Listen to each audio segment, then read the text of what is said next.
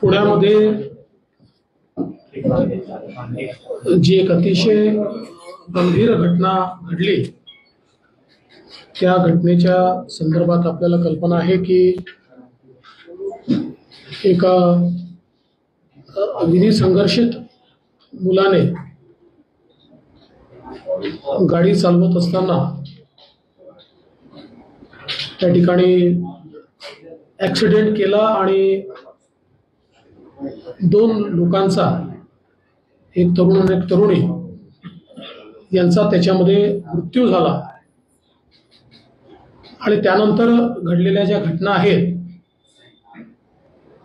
या संदर्भात लोकांमध्ये देखील एक संताप आणि नाराजी ही आपल्याला पाहायला मिळाली। या संदर्भात आज मी पोलीस विभागाची बैठक घेतली।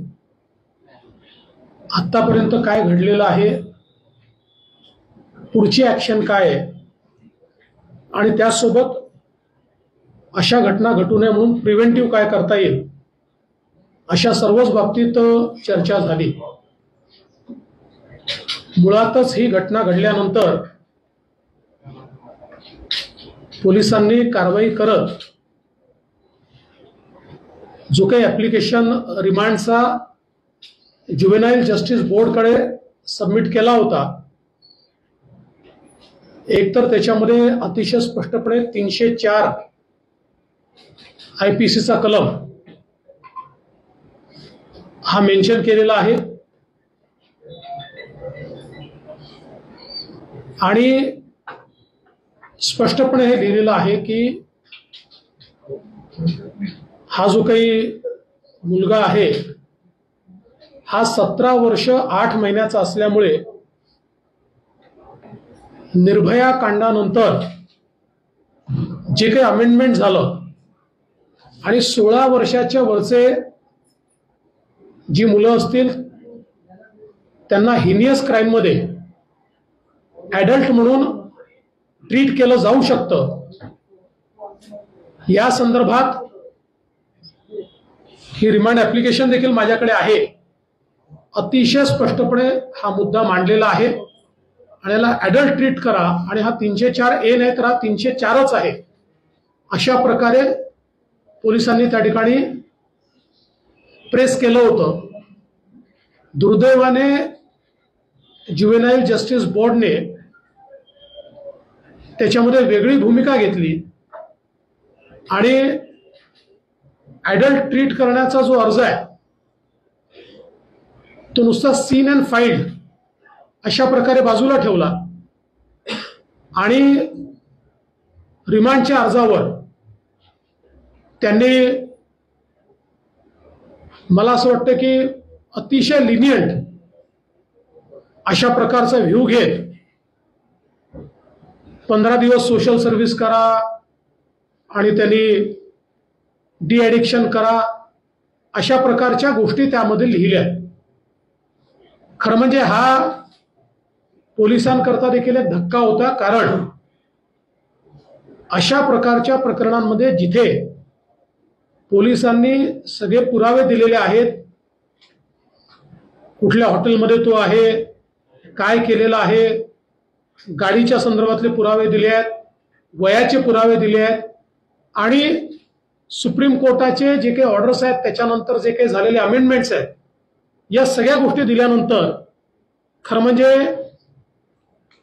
हे अत्यंत आश्चर्यकारक आहे की ज्युव्हेनाईल जस्टिस बोर्डने जी काही भूमिका घेतली ही मला असं वाटतं की नागरिकांच्या आणि शासनाच्याही मनामध्ये प्रश्नचिन्ह निर्माण करणारी आहे।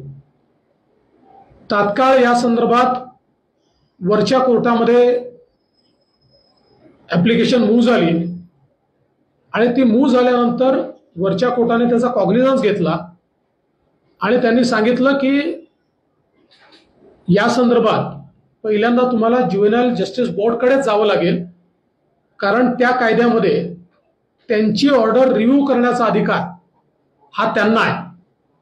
पण त्यांनी जर रिव्ह्यू केली नाही तर मात्र तुम्हाला आमच्याकडे परत येता येईल.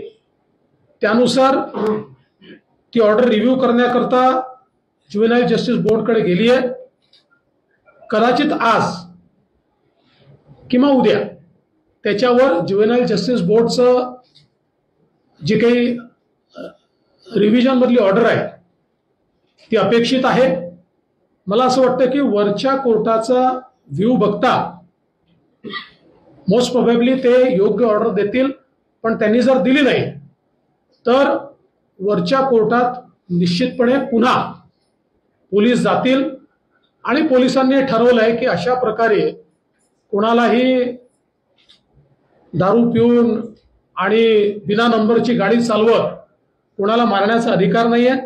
त्यामुळे या प्रकरणामध्ये जिथपर्यंत जावं लागेल तिथपर्यंत जाण्याची पोलिसांची मनीषा आहे. दुसरे याच्यामध्ये दोन महत्वाचे निर्णय पोलिसांनी घेतले. एक तर ज्यांनी अंडर एजला दारू सर्व्ह केली, मला असं वाटतं की पहिल्यांदाच त्यांच्यावर ऍक्शन झाली आहे.